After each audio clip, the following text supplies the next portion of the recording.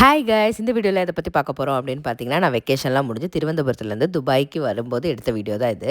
So நான் கிளம்பும்போது பேபியை பார்க்கலான்னு வரும்போது பேபி என் கையை இறுக்கமாக பிடிச்சிட்டு இருந்தாங்க. ரொம்ப கஷ்டமாக இருந்துச்சு.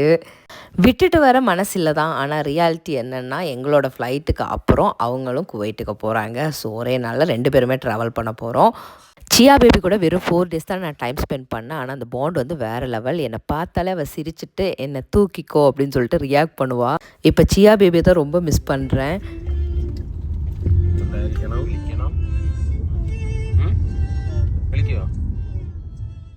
திருவனந்தபுரத்துலேருந்து ஷார்ஜாக்கு தான் போக போகிறோம். ஷார்ஜாலேருந்து டாக்ஸியில் துபாய்க்கு போயிடுவோம்.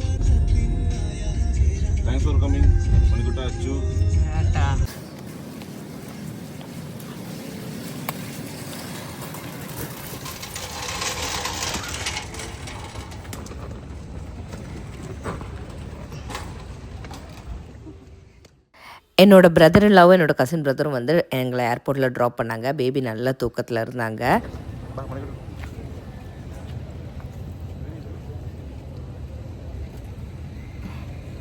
இப்போ திரும்பி திருவனந்தபுரத்துலேருந்து துபாய்க்கு போக போகிறோம்.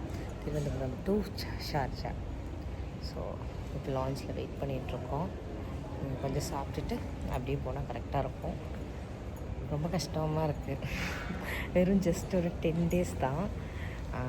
எந்த பிளானுமே இல்லை. சடனாக வந்தோம். கரெக்டாக 10 டேஸ் அங்கே கொஞ்சம் இங்கே கொஞ்சமாக அப்படியெல்லாம் இருந்து ஹாப்பியாக வெக்கேஷன் முடிஞ்சிருச்சு. இருந்தாலும் விட்டுட்டு போகும்போது தான் கஷ்டம். லாஞ்சில் சாப்பிட்லாம் அப்படின்னு சொல்லிட்டு போய் உட்காரும்போது தான் பேபி கரெக்டாக எந்திரிச்சாங்க. கொஞ்சம் சாப்பிட்டு போனால் இது mid night travel, early morning வந்து அங்கே ரீச் ஆயிடுவோம். ஸோ கரெக்டாக இருக்குமே அப்படின்னு சொல்லிட்டு கொஞ்சம் எல்லாம் சாப்பிட்டோம். அப்புறம் கொஞ்ச நேரத்தில் பேபி நல்லா தூங்கி எந்திரிச்சு ஃப்ரெஷ்ஷாக விளையாட ஆரம்பிச்சிட்டாங்க. ஃப்ளைட் டிலே அப்படின்னு சொல்லிட்டு மெசேஜ் வந்திருந்தது. சரி டிலே ஆகும் அப்படின்னு நினச்சா கரெக்ட் டைமுக்கு வந்திருந்தது. இந்த டைமில் எந்த ஃப்ளைட்டும் இல்லை போல். இந்த டைமில் வந்து ஏர்போர்ட்டு ரொம்ப காலியாக இருந்துச்சு, அமைதியாக இருந்துச்சு. நாங்கள் மட்டும்தான் இருந்தோம்.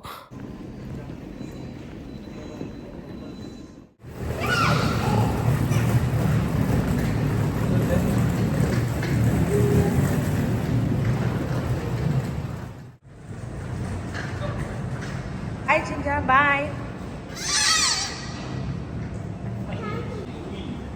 பாய் சிஞ்சா. பேபிக்கு ஏர்போர்ட் வந்தால் ஸ்ட்ரைட்டாக வந்து ஃப்ளைட்டில் ஏறிடணும். இந்த வெயிட்டிங் ஏரியாவில் வெயிட் பண்ணுறதெல்லாம் சுத்தமாக பிடிக்காது. பொறுமையே இல்லை, எங்களை வறுத்து எடுத்துருவா. இந்த டைம் கொஞ்சம் ஈஸியாக இருந்துச்சு.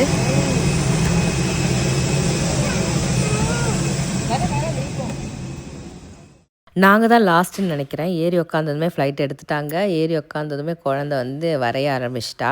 அவள் வந்து ட்ரா பண்ணிகிட்டே வந்துட்டு இருந்தா. திடீர்னு லைட் ஆஃப் பண்ணதும் கடுப்பாய் கத்த ஆரம்பிச்சிட்டா.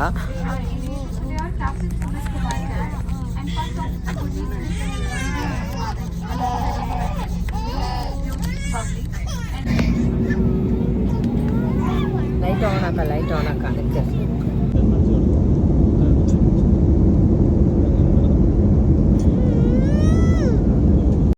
ஃப்ளைட் எடுத்தாச்சு. எனக்கு வந்து மோஸ்ட்டாக ட்ராவல் பண்ணும்போது தூங்கவே மாட்டேன், தூக்கமே வராது. மார்னிங் அங்கே போயிட்டு என்னெல்லாம் பண்ணணும் அப்படிங்கிற மாதிரி யோசிச்சுட்டே வந்தேன். கல்யாணத்துக்கு அப்புறம் பார்த்திங்கன்னா குழந்த பிறக்கிற வரைக்குமே ஊருக்கு போகிறோம் அப்படின்னா பயங்கர ஹாப்பியாக இருக்கும். அதுக்கப்புறம் ஊர்லேருந்து திரும்பி வரோன்னா பயங்கர அழுது எல்லாத்தையும் மிஸ் பண்ணி ஏர்போர்ட்டில் எல்லாம் உட்காந்து அழுதுட்டுருப்பேன். பட் குழந்த பிறந்ததுக்கப்புறம் அதுக்கெல்லாம் டைமே இல்லை. ஊருக்கு இப்போ குழந்தைய எடுத்துகிட்டு போகிறோம் அப்படின்னு யோசித்தாலே நிறைய ப்ரிப்ரேஷன் வேணும். ஸோ குழந்தைய வந்து ரொம்ப சேஃபாக கொண்டு போகணும். அங்கே கிளைமேட் சேஞ்சில் குழந்தைய உடம்பு எல்லாம் வந்துடக்கூடாது. இந்த மாதிரிலாம் நிறைய யோசிக்க தோணும்.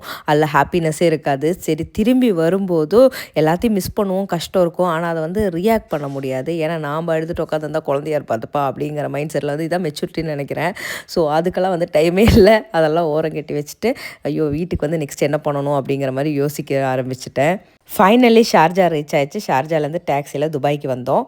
வீட்டுக்கு வர வரைக்கும் பேபி நல்ல தூக்கம். அதுக்கப்புறம் எங்களோட ரொட்டீன் லைஃப் ஸ்டார்ட் ஆகிடுச்சு. இனி அடுத்த ஒரு வீடியோவில் பார்க்கலாம். என்னோடய வீடியோஸ் எல்லாம் பிடிச்சிருந்தா எனக்கு எப்போ சப்போர்ட் பண்ணுங்கள். தேங்க்ஸ் ஃபார் வாட்சிங்.